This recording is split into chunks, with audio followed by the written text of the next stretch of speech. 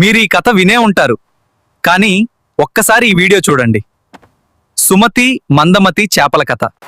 ఒక చెరువులో సుమతి అనే తెలివైన చేప, అదే చెరువులో మందమతి అనే అమాయక చేప ఉండేవి.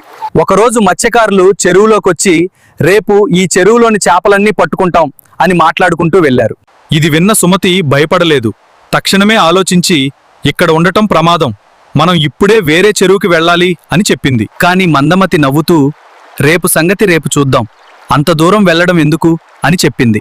సుమతి మాట వినకుండా ఆ రాత్రే సుమతి వేరే చెరువులోకి వెళ్ళింది. మరుసటి రోజు మత్స్యకారులు వచ్చి చెరువులోని చేపలన్నీ పట్టుకున్నారు. అక్కడే ఉన్న మందమతి చిక్కుకుని ప్రాణాలు వదిలింది. కథలో నీతి: సమయానికి ఆలోచించే తెలివి ప్రాణాలను కాపాడుతుంది. అలసత్వం, నిర్లక్ష్యం నష్టం తెస్తాయి. మీరు సుమతిలా ముందే ఆలోచిస్తారా లేదా మందమతిలా ఆలస్యం చేస్తారా? కామెంట్లో చెప్పండి. Please subscribe for more content and stories.